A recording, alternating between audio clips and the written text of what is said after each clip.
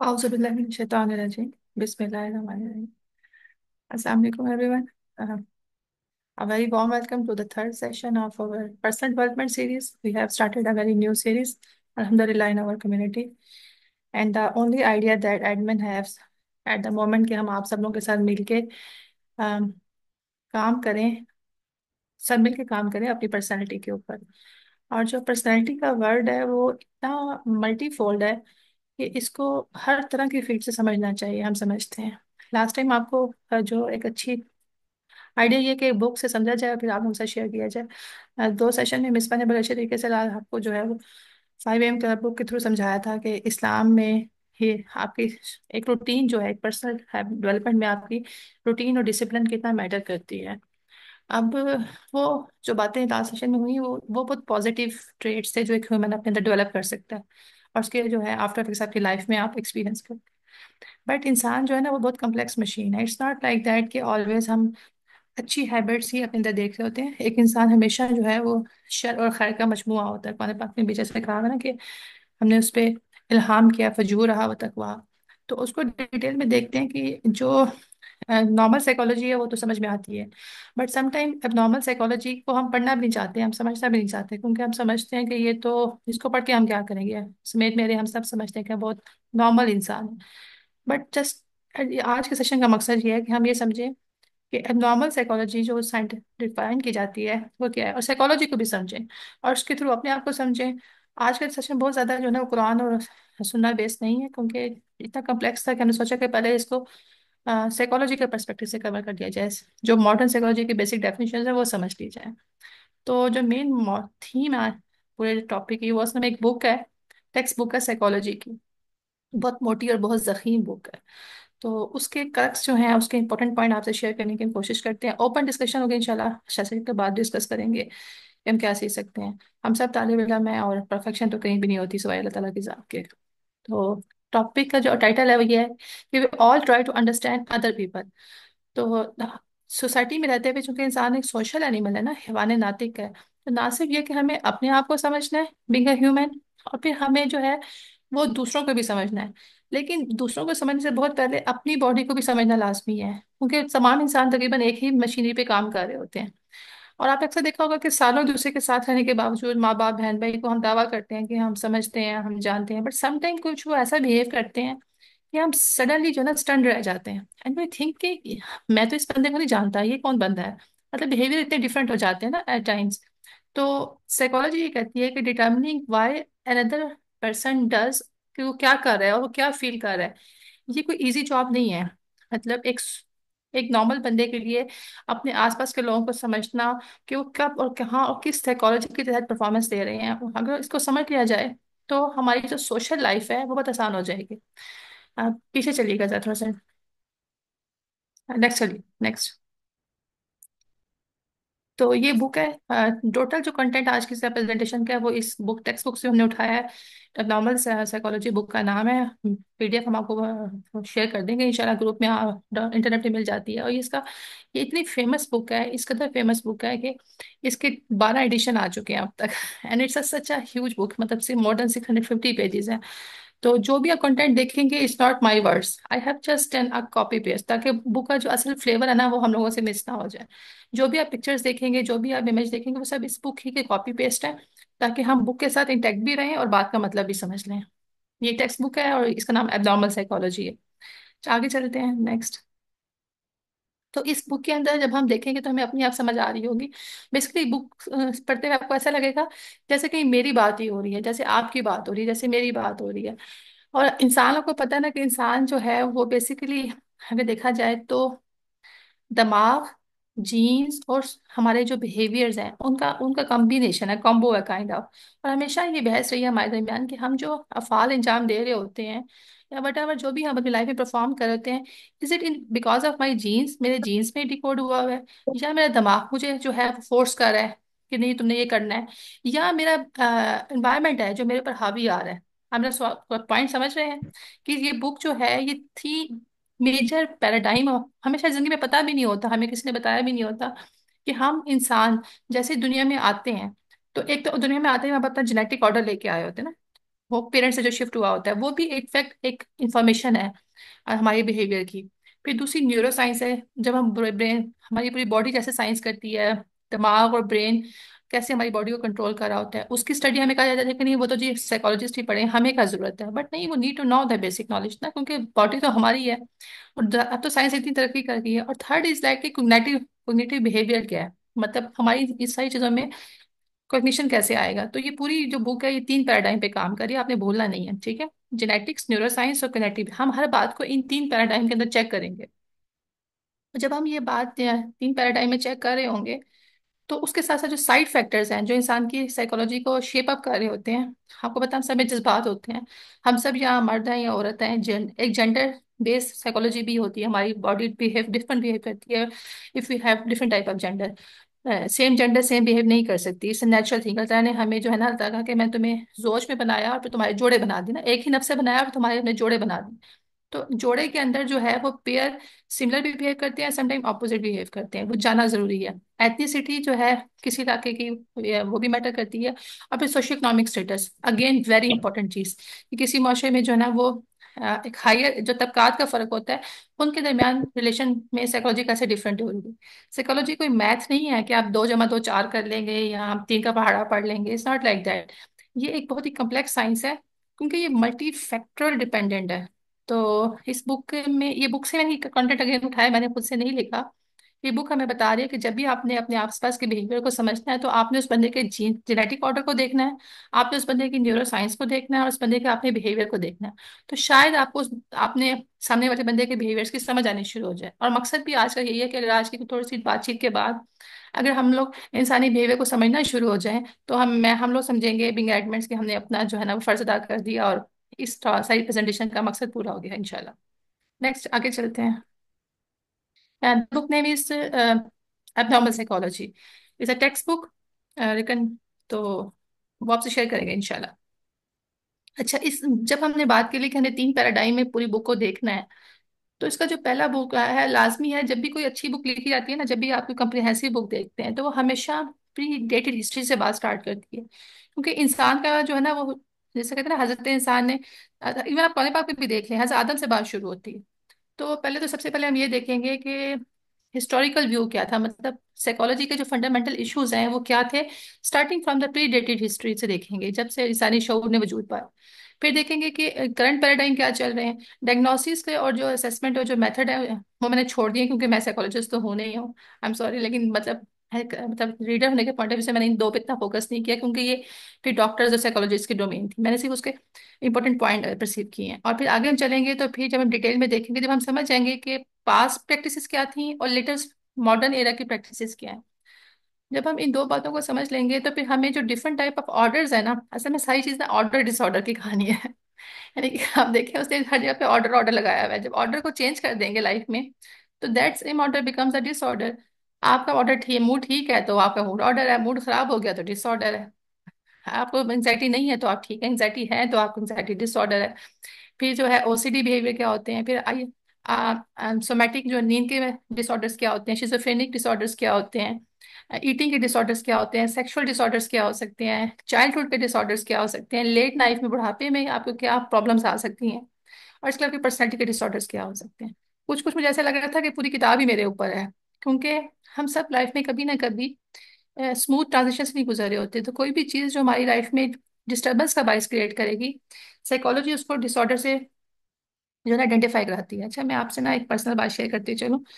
बचपन से जब से हम, मतलब मैं बड़ी हो रही थी, जो पुराने जमाने की, अब से 30 साल पहले की जो साइकोलॉजी थी, ऐसे ना लोग जिनको जरा सा भी कोई प्रॉब्लम होता था हमारी सोसाइटी में या हमारे आसपास मेरी फैमिली में, तो ना उसको साइकोलॉजिस्ट को दिखाने से ना कहते थे कि ओ एनो साइकोलॉजिस्ट वो खावांगे, मतलब पेरेंट्स अवॉइड करते थे, क्योंकि वो जी एक ठप्पा लग जाता था कि ये तो पागलों के डॉक्टर के पास जा रही है। ये वो नॉर्म्स थे जो अब आहिस्ता आहिस्ता टूट रहे हैं। लेकिन उसकी वजह से हमें नुकसान भी बहुत हुआ बिंग सोसाइटी, क्योंकि हमारे यहाँ साइकोलॉजी पढ़ने वाले को भी पागल डिक्लेयर कर दिया जाता था, और जो जो साइकोलॉजी के साथ डील करता था साइकोलॉजिस्ट, हमारी सोसाइटी में बहुत कम जो है ना एक्सेप्टेड थे। तो वो जनरल काउंसलिंग और फैमिली थेरेपी के थ्रू ही बंदे को ठीक करने की कोशिश की जाती थी, जो समटाइम चल जाती थी, समटाइम नहीं चलती थी। तो ये इसकी पूरी साइंस है, इसके पीछे मैं हैरान हो रही थी कि कितनी जबरदस्त साइंस के साथ लोगों ने हर तरह के ऑर्डर को डिफाइन किया है और फिर उसका हल निकाला है। आगे चलते हैं नेक्स्ट। सो हम तीन पैराडाइम में पहले हिस्ट्री को देखेंगे और उसके बाद लेटेस्ट प्रैक्टिसेस को। जो बेसिक डेफिनेशन इस किताब में की हुई है, इस किताब में सबसे पहले बताया हुआ है कि स्टिग्मा क्या होता है। देखिए आप सब ना, अब इस किताब में ना जैसे जैसे मैं डेफिनेशन करती जाऊँ ना, हर बंदा अपना कैथारसिस करता जाए, हर बंदा ये सोचता जाए कि मैं इसके साथ कैसे रिलेट कर सकता हूँ। तो ये होल पर्पज है इस पूरी प्रेजेंटेशन का। किताब पढ़ाना मकसद नहीं है, मकसद ये है कि हम अपना कैथारसिस कर सकें हर डेफिनेशन के साथ। मैंने भी किया है। तो क्योंकि बहुत सारे हमें फिनोमेना का पता होता है और डेफिनेशन का नहीं पता होता है, क्योंकि हम सब पढ़े लिखे लोग हैं तो हम अब रिलेट कर सकते हैं। सो स्टिग्मा क्या है? स्टिग्मा साइकोलॉजी के अंदर ऐसे बिलीफ को कहा जाएगा जो कंस्ट्रक्टिव बिलीफ बिलीफ नहीं होगा, जो डिस्ट्रक्टिव बिलीव होगा और एटीट्यूड होगा, जो एक पूरी सोसाइटी रखेगी एक ग्रुप ऑफ पीपल की तरफ। और उसकी रीजन क्या होगी? और उसकी रीजन ये होगी कि उनको मेंटल इलनेस किसी किस्म की डिक्लेयर की जाएगी, और फिर मतलब ये काइंड ऑफ डिस्ट्रक्टिव बिलीव है जो मैं किसी के बारे में रख सकती हूँ। अगर मुझे लगे कि इस बंदे में मेरे ऐसे बिलीव हो कि नहीं, ये बंदा जो है इसमें कुछ डिफरेंट किस्म के नॉर्म्स और एट्रीब्यूट्स हैं, तो ये मेरा स्टिग्मा है उस बंदे के बारे में। मैं आपको एग्जाम्पल से समझाती हूँ। जैसे साइंटिफिकली इसके चार पार्ट्स होंगे। सबसे पहले क्या करेंगे, जैसे ही हमें किसी पर्सन के अगेंस्ट स्टिग्मा आएगा ना, हमें स्टिग्मा फील होगा, तो उसका पहला सिम्टम क्या है कि उस बंदे को एक लेबल दे दिया जाता है। सबसे पहले आपने देखा होगा क्लास के अंदर, मिसाल देते हैं, क्लास में जो बच्चा भी नॉर्मल बिहेव करता है सबसे पहले ना उसका एक नाम रखा जाता है। और ये पाकिस्तान में नहीं है, दुनिया में हर जगह पे ऐसे ही है। मतलब एक बच्चा, इसकी वो केस स्टडी दी हुई थी इस बुक के अंदर, कि एक बच्चा था वो क्लास में थोड़ा सा ना मतलब था जैसे डिफरेंट तरीके से बिहेव करता था, तो उसको सबने क्रेजी जैक उसका नाम रखा हुआ था। तो मतलब बात स्टार्ट हुई क्रेजी जैक से। उसके बहन भाई उसके सब दोस्त उसको क्रेजी जैक कहते थे, उसकी वजह से वो और जो अपने शहर में जाता था। अब क्रेजी जैक उन्होंने क्यों कहा, लेबल उन्होंने क्यों दिया? क्योंकि उस बच्चे में कुछ ऐसे एट्रीब्यूट्स थे जो उन लोग उसके पास पास बहन भाइयों को, उसके माँ बाप को, उसके दोस्तों को पसंद नहीं थे ना। और नॉर्मल मतलब वो बच्चा थोड़ा सा खामोश रहता था, या थोड़ा सा जब बात करता था तो अपनी बात स्ट्रेस देके करता था, या बिल्कुल चुपचाप रहता था, तो उन्होंने उसका नाम कि अब नॉर्मल बिहेवियर की वजह से उसको क्रेजी जैक कहा हुआ था। अब उसकी वजह से क्या होता है कि जब जैसे ही एक स्टिग्मा क्रिएट होता है ना किसी भी बंदे के बारे में, आपने अक्सर देखा होगा, हम वर्क प्लेस के ऊपर अपने ऑफिस में किसी बंदे का नाम रख देते हैं कि यार छड्डो होते है ही पागल, कह देते हैं ना हम अक्सर इसके बारे में, या उसका क्या कहना, वो तो नॉर्मल है ना। हम ये हमारी अक्सर आपने देखा होगा कि हम, और ये हम अकेले नहीं करते, हम कुछ लोग मिलके दूसरे बंदे के अगेंस्ट एक ठप्पा लगाते हैं ना। वो ठप्पा कुछ उसकी खसूसियात की वजह से लगाते हैं। अब वो खसूसियात, उसके अंदर तो वो खसूसियात है, प्रॉब्लम ये है कि चूंकि वो खसूसियात हमारे से मैच नहीं कर रही होती, तो फिर हम क्या करते हैं, फिर हम ये कहते हैं कि it is now between me versus them. Society क्या करती है, थर्ड पार्ट में क्या होता है कि सोसाइटी एक तरफ हो जाती है और उस बंदे को अलग कर दिया जाता है, यानी कि उन लोगों को सोसाइटी का पार्ट बनाने में सोसाइटी को मसला आ रहा होता है, ठीक है। उनको उनको वी वर्सेस देम के हम वर्सेस देम के पॉइंट ऑफ व्यू से देखा जा रहा होता है। और उसके बाद फोर्थ पॉइंट क्या आता है कि ऐसे लोगों की सोसाइटी में एक्सेप्टेंस नहीं होती, क्योंकि बिलीफ आपने स्टेब्लिश कर लिया होता है। तो इसे कहा जाता है स्टिग्मा। और आप देखें तो ये लॉजिकल बात है। इसको थोड़ा सा ना मतलब कुरान पाक के देखते हैं, पर्सपेक्टिव से देखते हैं कि स्टिग्मा को कुरान पाक में कैसे देखा गया है। देखिए स्टिग्मा बज़ाहिर लग रहा है कि डिस्ट्रक्टिव बिलीव है, बट यहाँ पे स्टिग्मा का मतलब कंफर्म ये बात नहीं है कि वो बंदा हमेशा मेंटल इलनेस में ही होगा। ये एक जनरल डेफिनेशन है कि जब आप किसी को एक्सेप्ट नहीं करते तो आप इस डोमेन में, इस मेंटल साइकोलॉजी के अंदर उस बंदे को डील कर रहे होते हैं, चार स्टेप्स के अंदर। कुरान पाक की अब आयत देखें, सूरह जारियात की आयत आयत है कि बिस्मिल्लाहिर्रहमानिर्रहीम, similarly there came not to be those before them any messenger except that they said a magician और अ मैडमैन। अभी मैं इसको यहाँ पे फिट करने की कोशिश कर रही थी, तो मुझे फील हो रहा था कि नहीं, अल्लाह ने कहा कि कोई पैगंबर सोसाइटी में ऐसा नहीं आया जिसको उसकी सोसाइटी ने, नॉट अ सिंगल मैसेंजर, अल्लाह ने कहा कि आपसे पहले जो भी रसूल सोसाइटी में मैसेज लेके आया हमारा, उसको लोगों ने साहिर यही कहा कि ये तो साहिर है या मजनून, दो दो लेवल, या उसको साहिर का, या उसको मैजिशियन का, या उसको मैडमैन का। अब देखिए मैजिशियन और मैडमैन दोनों कैटेगरीज ऐसी हैं जो सोसाइटी के नॉर्म्स पे पूरा नहीं उतरती। दोनों डिस्ट्रक्टिव बिलीफ में आता है ना कि आप, कोई भी सोसाइटी किसी मैडमैन को भी एक्सेप्ट नहीं करेगी या किसी मजिशियन को एक्सेप्ट नहीं करेगी। तो बाहर तो ये लगता है कि नाउजुबिल्ला नाउजुबिल्ला, सोसाइटी ठीक है, ये जो हम स्टिग्मा की डेफिनेशन देख रहे हैं ये तो नबियों पे पूरी उतरती है। बट ऐसा नहीं है, नबी एक ऐसे एक्सेप्शनल बंदे हैं जो स्टिग्मा की डेफिनेशन को तोड़ते हैं। कैसे? सोसाइटी के लिए वो मैजिशियन और मैडमैन है, बट इनफैक्ट मैं आपको आगे एक्सप्लेन करती हूँ, मैं मेंटल डिसऑर्डर की आपको सारी कंडीशंस बताती हूँ। तो नबी इस किसी कंडीशन पे पूरा नहीं उतरते हैं। इसका मतलब है कि ये स्टिग्मा की वो डेफिनेशन है जिसमें वो बंदे मैसेज लेके आए हैं, क्योंकि लेकिन सोसाइटी को चूंकि हजम नहीं हो रहे ना, तो सोसाइटी के नॉर्म्स के अगेंस्ट चैलेंज कर रहे हैं। इस वजह से सोसाइटी ने उनको साहिर और मजनून कहा है। तो जो वो पहला था ना कि लेबलिंग देना, तो वो तो इंसानी साइकोलॉजी का पार्ट है।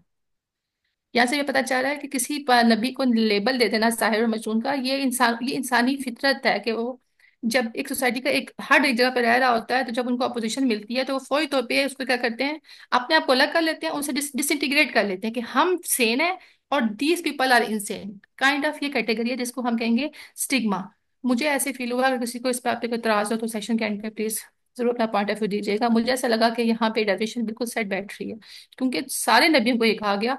तो ये एक जनरल ह्यूमन साइकोलॉजी है। आगे चलिएगा प्लीज।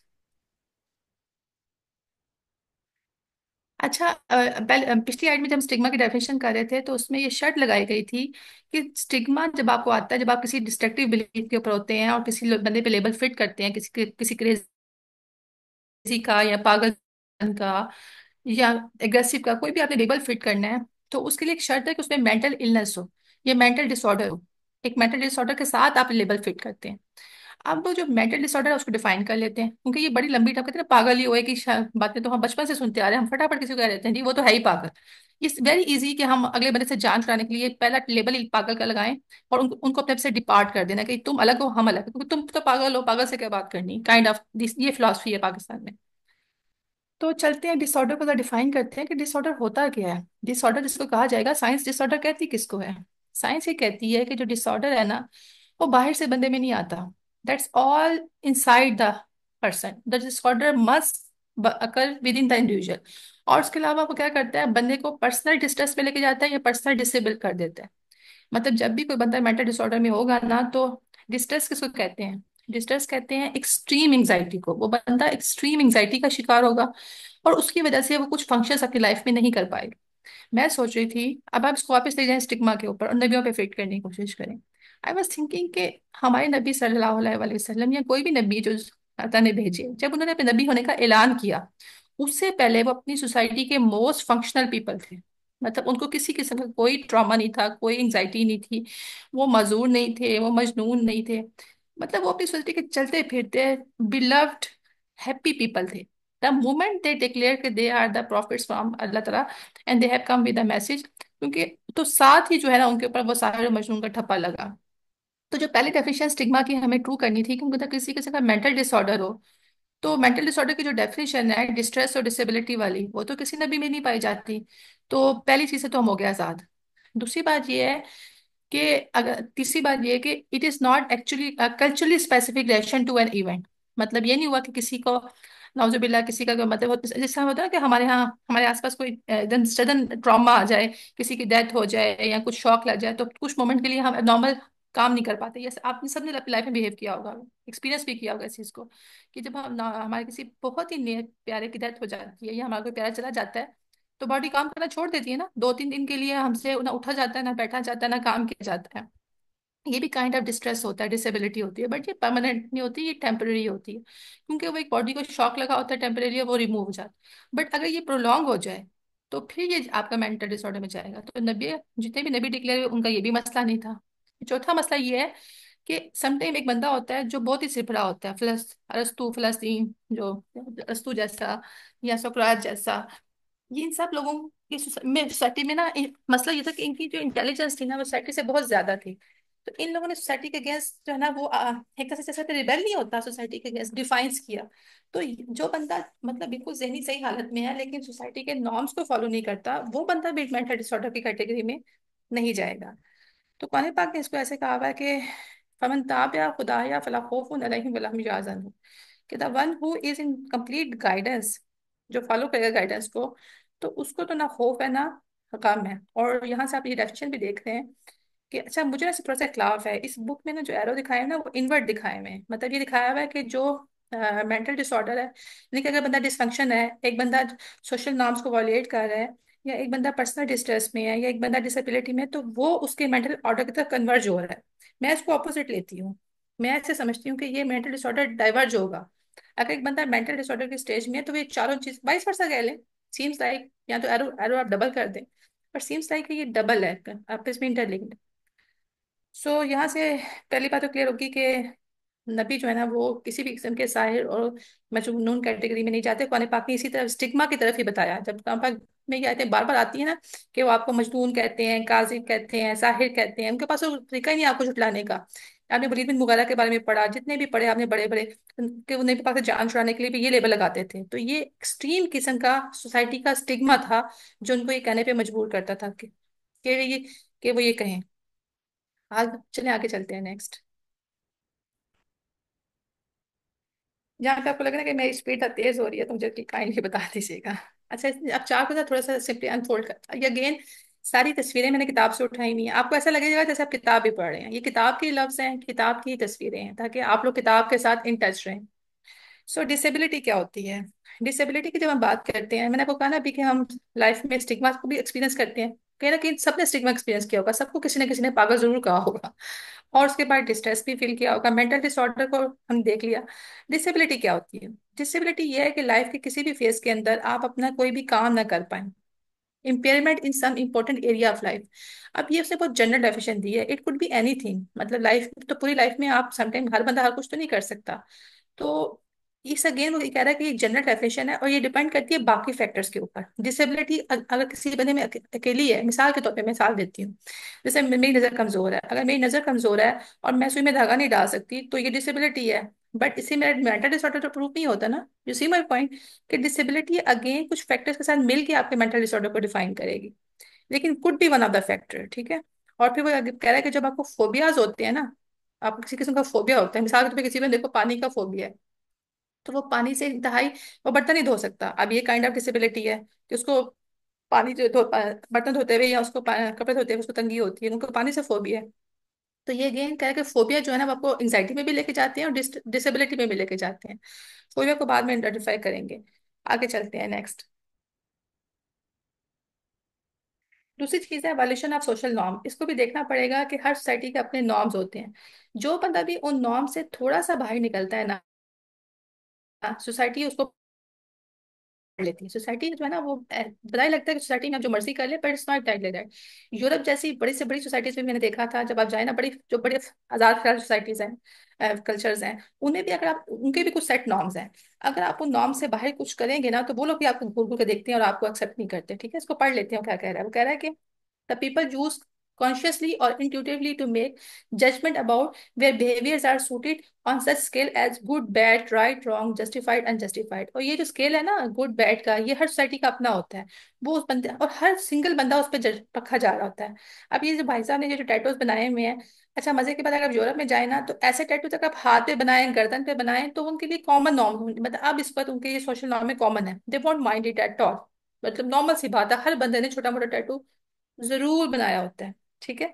लेकिन ये जो भाई साहब ने हद कर दी है कि मतलब मुंह तक जो है अपने आप को अजीब रंगा हुआ है और एक सर पे भी टैटू बना लिया है, तो ये थोड़ा सा ऑड हो गया है। आई एम श्योर के मुझे नहीं पता, 5-10 साल पहले जब मैं थी, तो तब तो यहाँ इस किस्म के टैटूज यूरोप में भी मतलब कोई देख के पागल ही कहेगा उसको। आज का मुझे पता नहीं क्या हालात है। लेकिन ये जिसका है ना, ये थोड़ा सा जो है ना चला गया है, सोशल नॉर्म से बाहर चला गया है। तो आपने चेक करना है कि कोई बंदा सोशल नॉर्म से कितना बाहर जा रहा है। ठीक है, वो भी उसके मेंटल डिसऑर्डर को डिफाइन करेगा। मतलब आप सोलो गेम नहीं कर सकते, सोसाइटी में रहते हुए सोसाइटी को फॉलो करना पड़ेगा।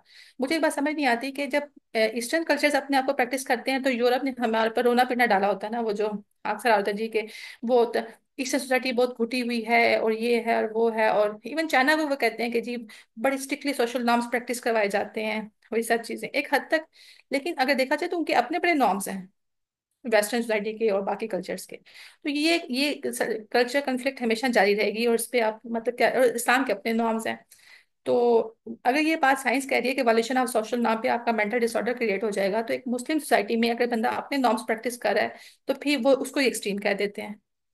मतलब ये बात समझ नहीं की है ना, इसको को रिलेट करें। आगे चलते हैं नेक्स्ट।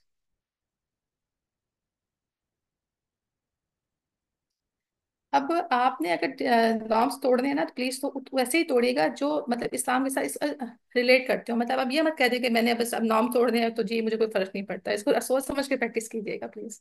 डिस्फंक्शन क्या होता है? डिस्फंक्शन के बारे में ये कहेंगे कि आपकी बॉडी अगर इंटरनल कोई फिनोमिना परफॉर्म नहीं कर पा रहे ना आप, जब आपके ऊपर डिसेबिलिटी और डिस्ट्रेस आ जाती है ना, और सोशल नॉर्म्स आप प्रैक्टिस नहीं कर रहे होते, तो फिर बेसिकली आप जो है वो डिसफंक्शन के अंदर होते हैं। ठीक है, डिसमेंटल अगेन उसने कहा कि बहुत वाइड डेफिनेशन है, कोई जनरल डेफिनेशन नहीं है इसकी। जब इसका चैप्टर डिटेल में पढ़ेंगे फिर इसको जरा अनफोल्ड करेंगे कि जब आपका इंटरनल मैकेनिज्म जो है, बॉडी का इंटरनल मैकेनिज्म नहीं काम कर पा रहा, मतलब आपके दिमाग और सोच में जब तजाद आ जाता है ना, जब आपका दिमाग चाह रहा होता है या आप आपको एक वो जैसे वाइब आ रही होती है, बट आपकी बॉडी उस तरह से रिलेट नहीं कर रही होती, तो आप डिसफंक्शनल होते हैं। और ये इंतहाई तकलीफदेह सिचुएशन होती है। कभी किसी ने एक्सपीरियंस की है? मुझे जरूर बताइएगा। कभी ऐसा हुआ है कि नमाज पढ़ने के लिए दिल कर रहा हो पर बॉडी ऐसी सुन हुई हो कि उठा ना जा रहा हो? That would be called as dysfunctional. और ये आपकी बिलीफ सिस्टम से इतना मैं समझती हूँ कि बिलीफ सिस्टम से इतनी अटैच है ना ये चीज, कि डिसफंक्शनल होना भी आपको आप किसी बीमारी से कम नहीं है। मेरा ये ख्याल है, ये बहुत इंपॉर्टेंट चीज है। Morning sickness, exactly exactly. Morning sickness तो समटाइम इतनी बुरी चीज है कि आप एग्जैक्टली 2 घंटे को समझ नहीं आती है आप कहाँ पर है। लेकिन खैर उसमें उसमें आप पढ़ेंगे कि ये सिर्फ नहीं, ये हेल्थ का और एज का और बॉडी का भी इशू है। ये बिलीफ सिस्टम, नमाज पढ़ते तो कोई मसला नहीं है ना। नमाज पढ़ने में तो आप बिल्कुल हेल्थी होते हैं, 2 मिनट पहले आप गाने सुन रहे होते हैं, खाना पका रहे होते हैं, नमाज का टाइम आता है तो बॉडी सुन हो जाती है। मैं उस बात करी कि बॉडी आपकी total physically good, you are good in your body, you are doing very good, but when it comes to like pray, तो आपका आपका माइंड और आपकी बॉडी टोटल जो है ना वो डिजोनेंस में चली गई है। मतलब दिमाग कुछ कह रहा है। इत्तेकादी तौर पे हम सब मुसलमान हैं, आपने नोट किया होगा, मैं भी हूँ। पर नमाज पढ़ने के टाइम पे ना, मैं कहना नहीं चाहती, पंजाबी में कहते हैं ना मौत पड़ जाना, काइंड ऑफ दैट सिचुएशन होती है। तो ये वो डिस्फंक्शन है जिसको साइकोलॉजी एक्सप्लेन कर रही है। आगे चलते हैं नेक्स्ट।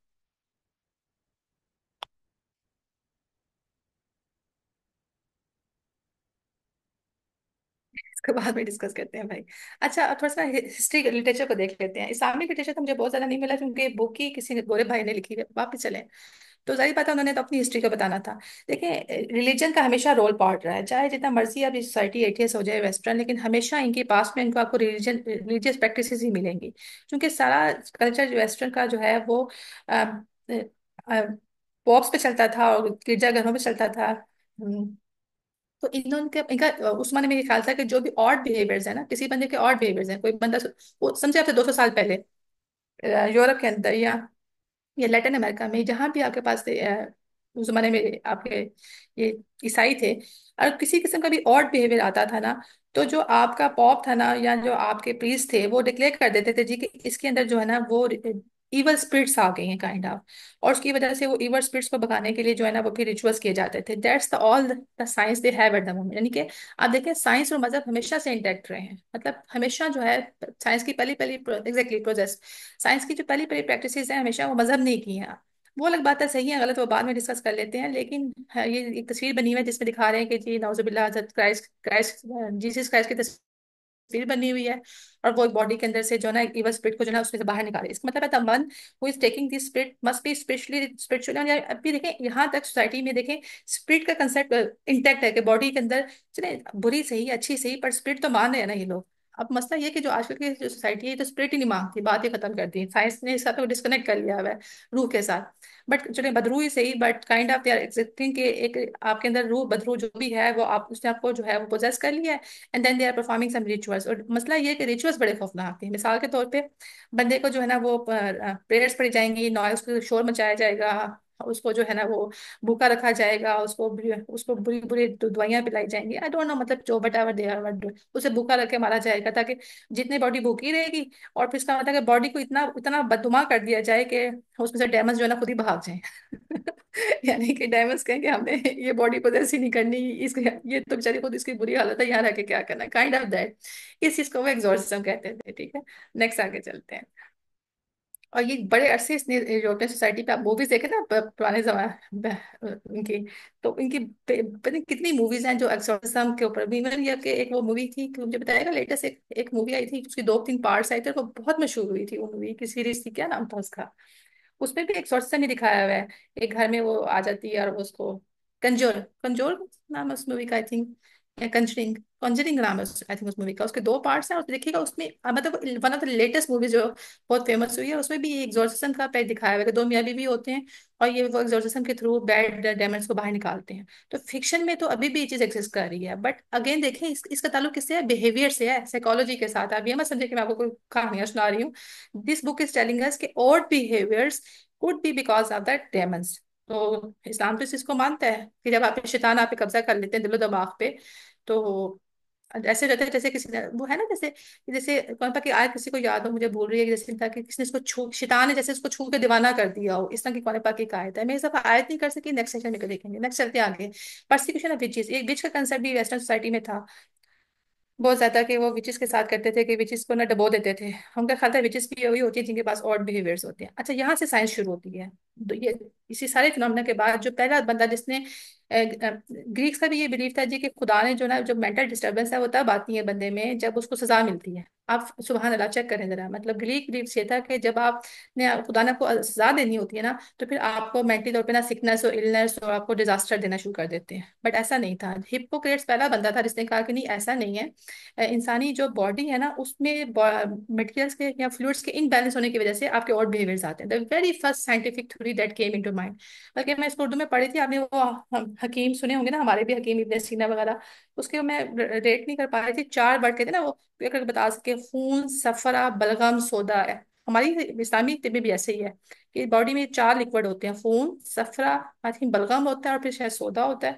तो ये चारों मिलके ना आपकी बॉडी की जो साइकी है ना उसे कंट्रोल कर रहे होते हैं। तो इसने भी वही बात की बड़ी शानदार, इसने कहा जी आपकी बॉडी में ब्लड होता है, ब्लैक बाइल होती है, येलो बाइल होती है, और फिर ये पहला बंदा था इसने साइंटिफिकली आपके बिहेवियर के साथ रिलेट किया। मिसाल के तौर पे उसने कहा कि जब आपके पास बॉडी में ब्लड बहुत ज्यादा होगा ना, तो आपके मूड चेंज बहुत ज्यादा होंगे, है ना हैरानकुन बात। जब आपकी बॉडी में ब्लैक पाइल बहुत ज्यादा होगी तो आपके अंदर जो है ना वो बहुत ज्यादा मेलेकोनिया होगा, मतलब आप बहुत ज्यादा लाइफ से छोड़ देते हैं कि लाइफ खत्म होगी, लुट के बर्बाद होगी, काइंड ऑफ दैट सिचुएशन। वो तब आती है जब बॉडी में ब्लैक बाइल हो।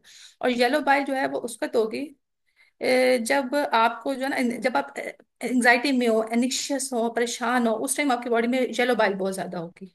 तो ये इंपॉर्टेंट बात है, मतलब बहुत ही इंपॉर्टेंट बात है कि मेटाबोलाइट्स ऑफ डिफरेंट लिक्विड जो है ना आपकी बॉडी की इमोशन साइंस को कंट्रोल कर रहे होते हैं। यहाँ से हम समझते हैं कि मन आरफ नफ्सा फकद आरफ रब्बहू, कि हमारी, और ये तो साहिल भाई ने हमें पिछले 2 साल से बता बता के थक गए हैं कि कैसे न्यूरो जो है आपकी पूरी बॉडी को कंट्रोल कर रहे होते हैं। ये इसकी पहला साइंसदान था जिसने इस चीज को पकड़ा था। आगे चलते हैं।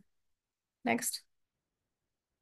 लुनेटिक की टर्म तो हम सबने सुनी होगी ना, कि हम सब कहते हैं जी चलो और कुछ नहीं तो वो लुनेटिक हो गया। लुनेटिक जब देखें, जब वो बात निकली, विचे से निकली, एग्जॉर्सिज्म से निकली, डेमन से निकली, तो आखिरी बात फिर ये आ गई कि जब और कुछ नहीं तो चलो जो मून्स और स्टार्स है ना, उनका असर भी इंसानी जज्बात पे होता है। तो वर्ड वहां से निकला, लैटिन वर्ड जो मून है उसे लूना कहते हैं। तो ऐसे लोग जो ऑड बिहेवियर्स करते हैं उन्हें फिर लुनेटिक कहा जाने लगा कि ये लोग तो लुनेटिक हैं, मतलब एक्सपीरियंस अजीबोगरीब बिहेव कर रहे हैं। और आज भी आपने देखा होगा बहुत से लोगों पे चांद जो है वो अफेक्ट करता है और उनको मदहोश कर देता है। तो ये साइंस तो मैं खुद भी नहीं समझ सकी, अगर कोई इस काइंडली समझा सके। मैं समझना चाहती हूँ वैसे, क्योंकि आधे शायरों की शायरी तो चांद के साथ ही दीवाना, मजबूर और पता नहीं वटावर क्या क्या। तो हमारी जो आपने देखा होगा बहुत ज्यादा शायर और चांद पसंद हो तो आप उसको भी जज कीजिएगा। नेक्स्ट आगे चलते हैं। एजाइलम उस जमाने में यूरोपियंस ने क्या किया कि आस्ता आस्ता जो है ना उनकी साइड डेवलप होना शुरू होगी, तो फिर उन्होंने लोगों को इलाज के तौर पे चेन्स में बांध के रखना शुरू कर दिया। ये पहला स्टेप था। लेकिन चेन्स के लोग उस जमाने में देखें, यहाँ की जो अमीर औरतें थी ना ये इनका तमाशा देखने के लिए आती थी, मतलब कि इन लोगों के बिहेवियर से वो। एंड पे प्लीज सेशन जैसे मैं खत्म करती हूँ ना, आप बस मैं 10 मिनट में खत्म कर रही हूँ, इसको आप प्लीज जरूर एक्सप्लेन कीजिएगा। श्योर, आई विल, मैं वेट करूंगी आपका। तो वो उन्होंने कहा कि ये जो आप लोग देख रहे हैं वो इसमें इंजॉय करती थी, ये ख्वातीन जो थी ना ये आती थी। और ये आप तस्वीर देखें जरा कि 18th सेंचुरी में यूरोपियन वेस्टर्न सोसाइटी में ये वुमेन्स जो अमीरों की औरतें थी इंजॉय करती थी शायद कहानी को। और फिर उसके बाद थोड़ा सा ना एक मुहजिब एक पाइनल नाम का साइंटिस्ट आया, उसने एहतजाज किया, उसने कहा नहीं आप ऐसे ही नहीं जुल्म कर सकते लोगों के साथ। फिर इनकी चेनें हटाई गई और फिर इनको बेहतर तरीके से खुला छोड़ा गया। नेक्स्ट तस्वीर में आप राइट साइड पे देखें कि चेन्स हटा दी गई है ना, लेकिन अगेन ये लोग मेंटल डिसऑर्डर के अंदर है। और फिर भी मतलब वो लोग इसको विजिट करते थे और ये जालिम बना दिए गए लोगों के लिए। इसको पागल खाना भी कहा जाता है या आप मेंटल हॉस्पिटल कह लें, काइंड ऑफ। अगेन ये सिग्मा की निशानी है कि इन लोगों को हमसे अलग कर दिया जाए और फिर इनको इम्यूज देखा जाए। इस्लाम में पता नहीं क्या कंसेप्ट है पागल खाने का, ये डिस्कस करेंगे। नेक्स्ट आगे चलते हैं। फिर एक और नेक्स्ट जो बिहेवियर थेरेपी आई है वो ये था कि जब आप बहुत ज्यादा अपने जो है ना डिसऑर्डर में चले जाते हैं, तो उस वक्त आपको अम, जो आपकी ईसीटी है ना जिसमें आपको जो इलेक्ट्रिक शॉक्स लगाए जाते हैं वो उसने आपको हेल्प करना शुरू किया। और उसके बाद वो कंसेप्ट आया, फिर हल्का हल्का लोगों को इलेक्ट्रिक शॉक के साथ लोगों के जो बहुत ज्यादा शिजोफ्रेनिक हो गए थे उन्हें कंट्रोल किया जाने लगा। और ये टेक्निक आज भी एप्लीकेबल है। इसकी साइंस क्या है मैं वो तो मैं एक्सप्लेन नहीं करी, बट ये आज भी काम कर रही है बेहतर तरीके से। आगे चलते हैं। नेक्स्ट। काइंडली इसे एक्सप्लेन कर दे थोड़ा सा। किसको? ये जो इलेक्ट्रिक शॉक है। इलेक्ट्रिक शॉक्स में आपने कभी शिजोफ्रेनिक लोग देखे हैं? शिजोफ्रेनिक लोगों को किसी अपने आसपास किसी फैमिली में देखा है शिजोफ्रेनिक लोगों को? ये लोग शिजोफ्रेनिया का चैप्टर आगे आएगा, उसमें डिटेल से। शिजोफ्रेनिक में ना एक बंदा बज़ाहिर नॉर्मल होता है, पर उसकी डीप डाउन जो उसकी साइकोलॉजिकल अप्रोच होती है ना, वो बहुत कम्प्लेक्स होती है। और वो किसी भी टाइम एब्नॉर्मल बिहेव करना शुरू कर देता है। ऐसे बंदे को आप ट्रस्ट नहीं कर सकते, क्योंकि at times he seems normal and at the other time that person is totally out of control और सोशल नॉर्म्स के अगेंस्ट बिहेव कर रहा होता है। तो हम जिसकी बहुत ज्यादा साइंस तो मैंने एक्सप्लेन कर सकती कि इंटरनली बॉडी के साथ क्या करते हैं, लेकिन उस टाइम उस बंदे को काम करने के लिए, उस बंदे के वो जो एक्सट्रीम अपने शिजोफ्रेनिक स्ट्रेस में होता है ना, तो उसको काम करने के लिए जी मैंने कहा कि वो एट ए टाइम्स डिफरेंट बिहेव करता है। कुछ टाइम वो बहुत नॉर्मल इंसान होता है, नेक्स्ट टाइम वो बिल्कुल एक जो है ना वो एक डिसऑर्डर्ड पर्सन होता है। तो उसके उस डिसऑर्डर को कंट्रोल करने के लिए उसके एक पीस पे उसको शॉक्स दिए जाते हैं, इलेक्ट्रिक शॉक्स, मे बी कि उसके ब्रेन के साथ जो है ना वो उसे कंट्रोल करते हो और उसको वापस लेके आते हो। सो फार इतना ही, बाद में इसको मैं डिटेल में डिस्कस कर लूंगी आपसे। तो ये वही पता है कि ये बहुत स्वेट डिप्रेशन होता है, तो तब आपको दिया जाता है। थोड़ा सा शायद मैंने कहीं सुना था कि जब आप खौफ की हालत में होते हैं ना, तो खौफ या आपको फोबिया होता है, तो उसे खत्म करने के लिए उससे ज्यादा खौफ दिया जाता है, ताकि आपकी वो खौफ का थ्रेशोल्ड ही खत्म हो जाए। मे बी ये इसके पीछे साइंस हो, वल्ला वाला। नेक्स्ट आते हैं, आपने मेस्मराइज्म का नाम तो हम सबने सुना होगा कि वो मेस्मराइज कर दिया। बस 2 मिनट दीजिएगा, इसको खत्म करते हैं, शायद हम पूरा ना कर पाए आज, मुझे लगता है रोकना पड़ेगा, सवाल बहुत ज्यादा है, सब लोग डिस्कस करना चाहते हैं। मेरा ख्याल है इसको थोड़ी देर में खत्म करती हूँ। इसका जो ऑर्डर्स की जो डिटेल है ना, वो इंशाल्लाह फिर डिस्कस कर लेंगे। आज बस इसको हिस्ट्री पे खत्म कर देते हैं और इंट्रोडक्ट पे खत्म कर देते हैं। अच्छा, सवाल बात पता क्या हो रही थी कि मेस्मराइज्म क्या होता है? अब देखिए, उन्होंने सारे टेक्निक्स आजमा लिए, एक्सोर्सिज्म भी कर लिया, एजाइलम भी बना दिए, शॉक्स भी दे दिए। उसके बाद एक नई टेक्निक आई कि ऐसे लोगों के ब्रेन से खेला जाए और उनके ब्रेन को जो है ना वो कर दिया जाए, डोरमेंट कर दिया जाए, ताकि वो जो उनकी वो बिहेवियर है वो सामने ही ना आए। मैंने आप ऐसा सुन लीजिए, उसको मेस्मराइज कर दिया, उसको हिप्नोटाइज कर दिया। ये बंदा एक मतलब बकायदा एक रिसर्चर था, इसका नाम ही मेस्मर था। यानी कि हमें ये बात पता नहीं थी। एक बंदा था, उसका नाम ही मैस्मर था। और उस बंदे ने फर्स्ट टाइम ये मेथड अडॉप्ट किया कि मैंने मैग्नेटिज्म के थ्रू, उसके पास ना एक रॉड होती थी, उस रॉड के साथ वो रूम में ना वो लेडीज को बिठा देता था और आता था, लोगों को उस रॉड से टच करता था। जैसे जैसे वो लोगों को रॉड से टच करता था ना, लोग सो जाते थे, और जब उठते थे तो वो अच्छा महसूस करते थे, उनके बिहेवियर्स बेहतर होते थे। तो ये जो फिनोमिना ना हिप्नोटिज्म का या ब्रेन स्लीपिंग का कंट्रोल करने का, इसे कहते हैं मेस्मेराइज्म, मेस्मेराइज कर देना। तो अगेन ये पूरी साइंस है, मैं सिर्फ आप लोगों को टच कर रही हूँ कि ये भी लोगों ने अडॉप्ट किया ऑड बिहेवियर्स के लोगों को सोसाइटी में कंट्रोल करने के लिए। रियली? आप जरूर बताइएगा, इन सेशन के एंड पे बताइएगा, मैं सुनना चाहती हूँ। नेक्स्ट आगे चलते हैं, बस मैं खत्म कर लूँ, बस मैं ये आज सिर्फ सिग्मेंट फ्राइड तक, हाँ बस ये भाई साहब आ गए हैं। जिस तरह हमारे लिए शायरी में अल्लामा इकबाल है ना, ये बात ज़हन में रखिएगा, इस तरह हम अल्लामा इकबाल को मानते हैं ना कि जी ही इज द वन जिन्होंने बेसिक हमारी डेवलप की है, ये सब कॉन्टिनेंट के मुसलमानों के लिए। इसी तरह ये जो भाई साहब है ना सिगमंड फ्राइड, ये साइकोलॉजी के अबाजी हैं, मतलब दादा अबा से। इनकी दी हुई बेसिक फिलोसफी ने ह्यूमन साइकोलॉजी की गिरहें खोल दी। सही है गलत की बात बाद में करते हैं, but he was a very first man जिसने पहली दफा न्यूरो साइंस में एंटर रखा ना। He was a neurologist. तो आपने देखा पहले जो भी था, हमने कहा 3 पार्ट्स थे, कौन कौन से पार्ट थे अगर आप लोग याद हो? एक जीन्स थे, एक न्यूरो साइंस थी, और एक कॉग्निटिव बिहेवियर था। तो पहला बंदा जिसने माइंड को अनफोल्ड किया, माइंड साइंस को इंक्लूड किया, वो था फ्रॉइड साइंस। इसने ये बहुत कमाल का बंदा था, लेकिन खैर अल्लामा इकबाल को इस बंदे से बहुत इख्लाफ है, हम डिटेल में डिस्कस करेंगे कि जिसको ये ईट कहता है अल्लामा इकबाल इसे कुछ और कहते हैं, जिसको ये ईगो कहता है अल्लामा इकबाल उसको ईगो नहीं कहते। अल्लामा इकबाल ने इसका एक मुकाल में पड़ेगा दीन इलाही में, इसकी इस तरह से ही अल्लामा इकबाल ने डायसेक्शन किया हुआ है। इस्लामिक साइकोलॉजी इतनी ऊपर की चीज है, लेकिन मजबूरी है अभी, अब नहीं, इनको पढ़ लें फिर अल्लामा इकबाल को पढ़ेंगे। अच्छा, जैसे ये 3 बातें कहते हैं, ये भाई कहते हैं कि इंसानी जो माइंड है ना, साइकी, जो 3 चीजों पे डिपेंड करती है, ईट, ईगो एंड सुपर ईगो। रट्टा मार लें इसको, ईट, ईगो और सुपर ईगो। अब आगे चलते हैं नेक्स्ट। ईट क्या होती है? देखिए देखिए, ईट जो है ना असल में, ईट होती है कि जैसे ही बच्चा पैदा होता है ना, वो कहते हैं, तो वो साथ ही अपनी एक साइकोलॉजी लेके आता है, ठीक है? और उस एक सेकंड आप लोग होल्ड करिएगा प्लीज, मैं आती हूँ।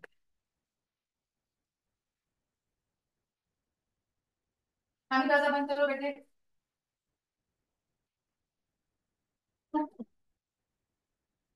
जी, आवाज आ गई आप लोगों को मेरी? तो वो ये भाई कहते हैं कि जैसे एक इंसान बच्चा पैदा होता है ना, तो वो अपनी ईट के साथ पैदा होता है।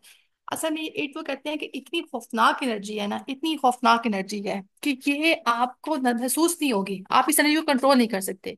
सिगमंड फ्राइड का कहना है कि जो ईट है ना, ये आपकी लाशौरी एनर्जी है, और ये एक इंतहाई ताकतवर फिनोमेना है आपकी पूरी लाइफ फिनोमेना को ड्राइव करने के लिए। कहते हैं ये इतनी अंधी है, ये इतनी सर्कश है ना, कि आपको पता भी नहीं होता ये आपको खिला रही होती है, ये आपको डोमिनेट कर रही होती है।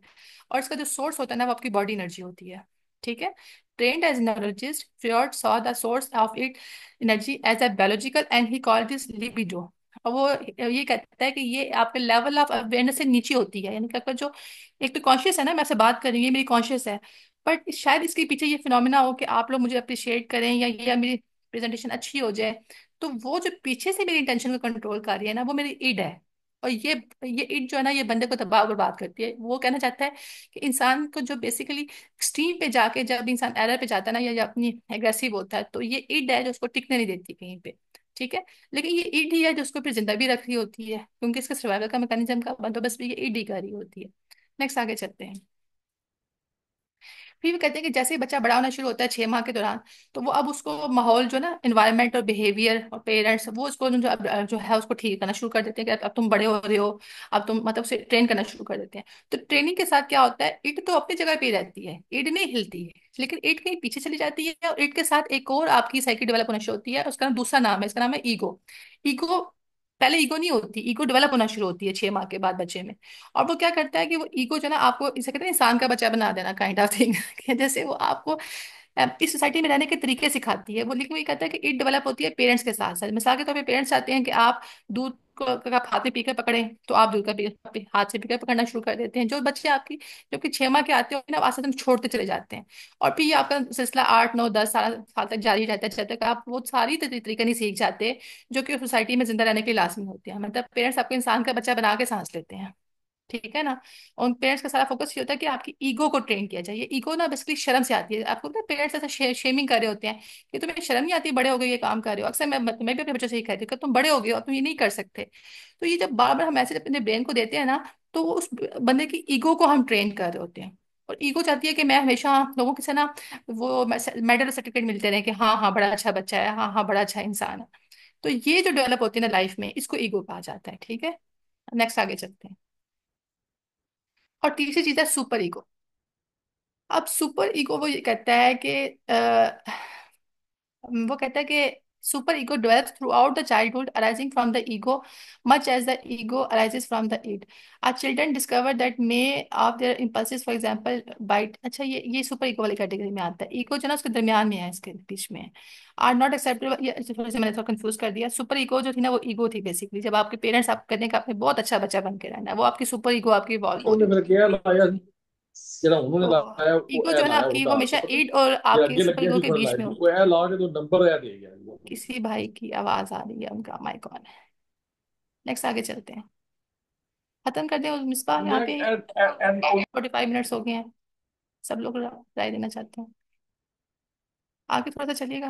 नहीं बिल्कुल नेक्स्ट। एंड करते हैं मेरे ख्याल से बेहतर हाँ, है। मैं यहीं पे एंड करते हैं। एक आगे टेबल है, बस वो देख लेते हैं सिगमंड भाई का, फिर उसके बाद एंड करते हैं, फिर सबकी राय लेते हैं जी। ये सिगमंड फ्राइड का जो आइडिया ऑफ डिप्रेशन है ना, उसे डिस्कस कर लेते हैं। सिगमंड फ्राइड का आइडिया ऑफ डिप्रेशन ये था कि आप एक बच्चे को एक, वो समझता है कि जो इंसान की साइकी है वो बचपन से ही ट्रेन होनी चाहिए। यहाँ तो हमारे नबी करीम सल्लल्लाहु अलैहि वसल्लम की भी बहुत अच्छी मतलब हमें मिसालें मिलती हैं। आपके तालीमात से मिलता है कि बच्चे को पैदा होते ही आपने इग्नोर नहीं करना। मतलब बच्चे की पैदा होती जो ट्रेनिंग शुरू होती है ना, वो सिग्मा फ्राइड ये कहता है कि अगर आपने उसको बहुत ज्यादा, या तो उसने आपने if the child needs are insufficiently और एक्सेसिवली ग्रेटिफाइड, यानी कि एक बैलेंस रखना है। अगर आपने इनसफिशिएंटली उसको ना पूरा किया उसकी जरूरतों को, या आपने जरूरत से ज्यादा उसको ग्रेटिफाई कर दिया ना, हर ख्वाहिश पूरी कर दी, तो the person becomes fixated in the oral stage. तो अपनी वो क्या हो जाएगा, अपनी आदतों में पक्का हो जाएगा। और ये जो फिक्सेशन है ना, लेटर लाइफ में अगर उसको ये चीजें नहीं मिलती, जैसे अगर उसको इनसफिशिएंट नहीं मिली तो भी, और सफिशिएंट मोर देन सफिशिएंट मिल गई तो भी, वो बंदा बाद में जो है ना, वो आप बंदे की उसकी ना, अगर उसको वो चीज़ नहीं मिलती तो बंदा जो है ना, वो क्या हो जाएगा, एक सेल्फ लो स्टीम का जो है ना आदी हो जाएगा। तो उसकी सेल्फ स्टीम को बैलेंस रखने के लिए उसका चाइल्डहुड जो है ना, that is a very important thing. यहाँ पे ख़त्म करते हैं। जज़ाकल्लाह खैर एवरीवन। स्लाइड्स और भी थी, बट चाहते हैं कि हम इसको अच्छी तरह समझ लें। एंड और भी इसके ऑर्डर जो है ना, वो बाद में डिस्कस हो जाएंगे इंशाल्लाह। मिस आप टेक ले वो ले लें प्लीज। बहुत से लोग बहुत सी बातें करना चाह रहे हैं। जी।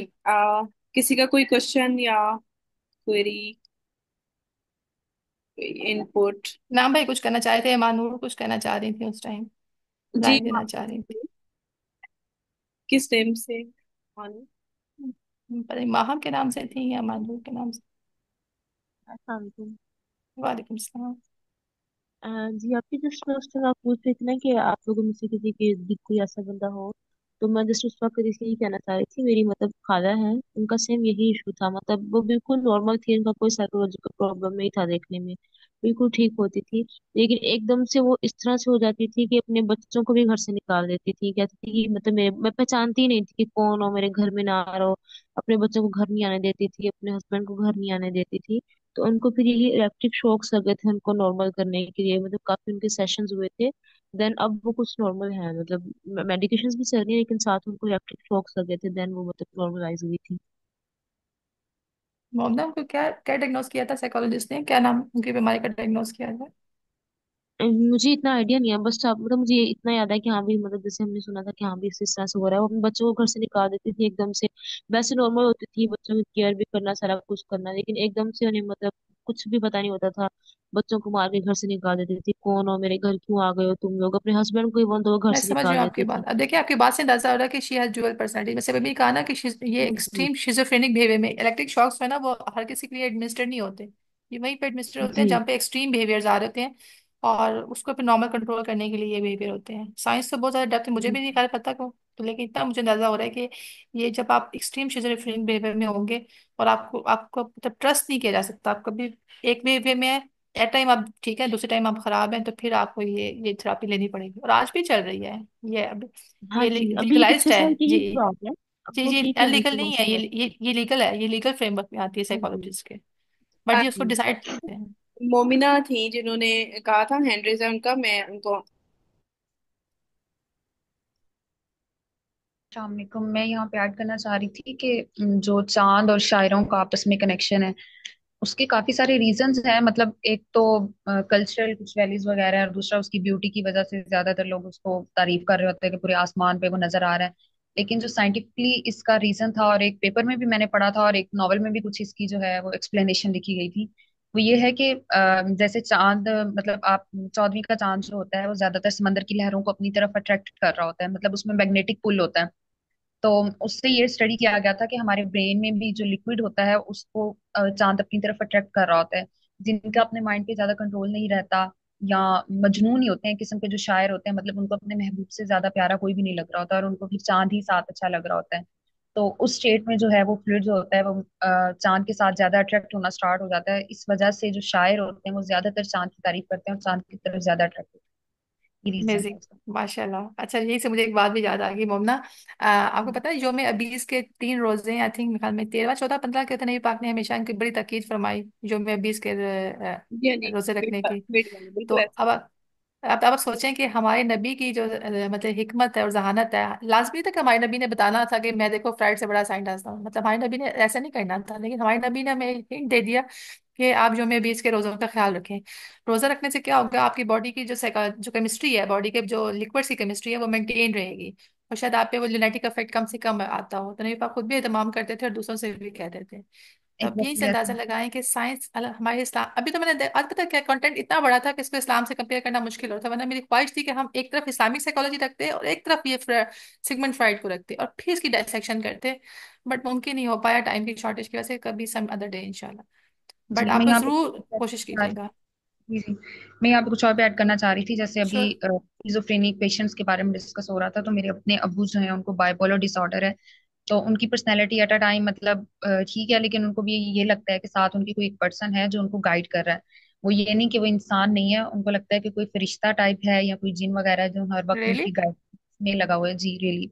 तो मोमना आप कैसे हैंडल करते हैं, मतलब ये हम बात में हम ये समझना चाह रहे हैं कि हम अपने आसपास के लोगों को कैसे पढ़ते हैं, कैसे समझते हैं, ऐसे लोगों को आप सोसाइटी में स्टिग्मा का लेबल देख रहे हैं या उनको अपने साथ लेके कैसे कैसे मैनेज करते हैं आप कुछ बताना चाहेंगे उनको आप काइंडली। डायबिटीज से चेक करवाया था, वो मेडिसिन वगैरह है उनकी, वो चलती रहती है, मतलब उससे वो काफी हद तक कंट्रोल रहते हैं। लेकिन उनका जो बिहेवियरल चेंजेस होता है ना, वो ये है कि हमें सारी फैमिली को साथ एडजस्ट करना पड़ता है। अगर वो कोई बात कर रहे हैं तो हम आगे से आर्ग्यू नहीं करते, हमने हर बात पे उनकी ना जी जी करना है, क्योंकि अभी सुबह टाइम उनका कोई एक और पॉइंट होगा, दोपहर तक कुछ और होगा, शाम तक उनका जो है वो स्टांस जो है वो चेंज हो जाता है। तो ये फिर शुरू हमें से वो ऐसा ही अभी ऐसे हुए हैं। नहीं नहीं, अभी वो दरमियान में एक सिचुएशन हुई थी हमारे घर में, काफी ज्यादा ना, मतलब एक्सट्रीम लेवल की हुई थी वो सिचुएशन ना, मतलब यूं कह सकते हैं, पता नहीं अब साइंटिफिकली ये प्रूव्ड है या नहीं है। हमने आलिम वगैरह से भी पता करवाया था, मेरे को उसका ना आंसर नहीं मिला। मतलब एक अटैक था जिन्नात का जो बहुत हैवी टाइप का हुआ था, मेरे भाई पे हुआ था ज्यादा ना। मई जून की गर्मी हुआ करती थी, और मेरे भाई ना, मतलब जो गर्म बिस्तर होता है ना वो लेके सोया करते थे। वो कहते थे मुझसे बेयर नहीं होता, मतलब उनकी बॉडी चल भी नहीं पाते थे, कुछ भी नहीं था जाहिरी, उनकी बॉडी पे कुछ भी नहीं हुआ था। और वो कहते थे मेरी बॉडी पैरालाइज्ड हो गई है, हाथ भी मूव नहीं करते थे, पाँव भी मूव नहीं करते थे। बहुत हैवी किस्म का अटैक था। डॉक्टर्स को चेक करवाते थे, वो कहते थे बॉडी नॉर्मल है, कुछ भी नहीं हुआ। और जब वैसे देखते थे तो उससे चला भी नहीं जाता था। अब कहता था मेरे जिस्म में ना कोई आके कील लगा देता है। तो नजर तो नहीं आते थे वो। तब फिर हमने जब ये सारी सिचुएशंस देखी, फिर हमें थोड़ा थोड़ा लगा शायद ये मतलब कोई और मैं मखलूक मम्मा वगैरह आपकी है। बात समझ गई हूँ। मिसबा आपको नाइट पे दुआ बताएंगे, मिसबा ने हमें एक बार दुआ बताई थी कि मैं अपना मांगता हूँ शैतान से जो मेरे पास है, ऐसी ही दुआ में मिसबा ने बताई थी, शायद वो आपसे शेयर कर सके। मैं समझ रही हूँ आपकी बात। अपने भी शेयर थैंक यू कीजिएगा। So much. मतलब हमने बहुत कुछ ट्राई किया लेकिन नहीं हुआ, 3-4 साल हो गए हैं, ये चल ही रहा है अभी। आई होप कि सेशन से आपको कुछ फायदा हो। हम क्या आप तो मतलब हमसे बड़ी जो रियल टाइम सिचुएशन में है, मतलब रियली मतलब हम्म। थैंकफुल टू यू कि आप आई और आपने शेयर किया, क्योंकि हम तो सिर्फ किताबें पढ़ के आपको बता रहे हैं, बट जो है ना रियल सिचुएशन जब आप सिचुएशन को हैंडल कर रहे हैं। एंड मैम मैं कुछ माशाल्लाह शेयर माशाल्लाह कर आपका टेम्परामेंट बता रहा है, यू आर टू, आप बहुत कूल है सिचुएशन को कंट्रोल करने में, अल्हम्दुलिल्लाह। मैम जी, मैं कुछ गुड। शेयर कर सकती हूँ? जी श्योर बच्चे, क्यों नहीं। जी बिल्कुल, मुझे खुद को साइकोलॉजिस्ट के पास जाना पड़ा। और वो ये था कि मेरे मेरे पेन थी, ब्रेन पेन थी। तो मेरा जिस्म स्ट्रक हो जाता था। तो उन्होंने जब पूछा ना कि कोई खौफ वगैरह तो नहीं है, तो मैंने कहा कि नहीं, मुझे कोई खौफ नहीं है, अल्लाह के हम्म सिवा कोई खौफ नहीं है। तो हम्म मैं इस्लाम को रीड कर रही थी, उस वक्त पढ़ रही थी। उससे हम्म पहले मुझे यानी कि वो इल्म नहीं था। पहले ये चीजें महसूस होती थी कि शायद मेरे साथ कोई है। वो ये सारी सिचुएशन थी। जैसे जैसे मैंने इस्लाम को स्टडी करना शुरू किया, हम्म उसमें यानी कि बेसिक चीज अल्लाह की मोहब्बत मिली। तो माशाल्लाह। उसके बाद मैंने फील किया कि शायद मुझे ना कोई मसला है। हम्म तो मैं डॉक्टर के पास गई। पेन बहुत ज्यादा थी, ब्रेन हम्म पेन, बैक पे। तो हम्म मैंने बताया, तो उन्होंने पूछा किसी किस्म का खौफ तो नहीं? मैंने कहा हम्म मुझे किसी किस्म का खौफ नहीं है, अल्लाह से बढ़ के किसी किस्म का कोई खौफ नहीं है। मैंने कुछ चीजें इस तरह से उन्हें बताई कि माजी में इस तरह से था। तो उन्होंने मुझे इलेक्ट्रिक शॉक दिए। तो हम्म शायद वो डराने के लिए था। तो मैंने डॉक्टर से पूरी बोल दिया, मैंने कहा अगर तो ये डराने वराने के लिए है, कोई ऐसा हम्म वैसा सीन है। तो मैंने पहले ही बताया कि मुझे किसी किस्म का कोई खौफ नहीं रहा, पहले था सब कुछ, हम्म। लेकिन अब सिर्फ पेन है। तो वो पेन अभी तक नहीं मेरा पीछा छोड़ती, क्योंकि वो दर्द नहीं जाती, शॉक की वजह से या उस ट्रॉमा की वजह से। उस ट्रॉमा की वजह से। टाइम लगेगा आपको उससे हील करना। आपकी आवाज में भी पेन है पता आपको। जुनैरा आपकी आवाज में भी पेन है, आपकी आवाज में भी बहुत ज्यादा पेन है, मैं समझ सकती हूँ। मैं आपसे अगर अपना शेयर करूँ ना, अब सब लोग शेयर करें तो लेट मी, मुझे भी शेयर करना चाहिए। अब ये अल्हम्दुलिल्लाह। दिन कुछ ऐसे चल रहे हैं कि ऐसे ही है। क्या मैं गर्मी से रिकॉर्डिंग स्टॉप कर देती हूँ फिर ताकि कुछ जी जी रिकॉर्डिंग स्टॉप कर दें। बहुत शुक्रिया एवरीवन, जज़ाकल्लाह खैर। रिकॉर्डिंग खत्म करते हैं, फिर सेशन कंटिन्यू करते हैं।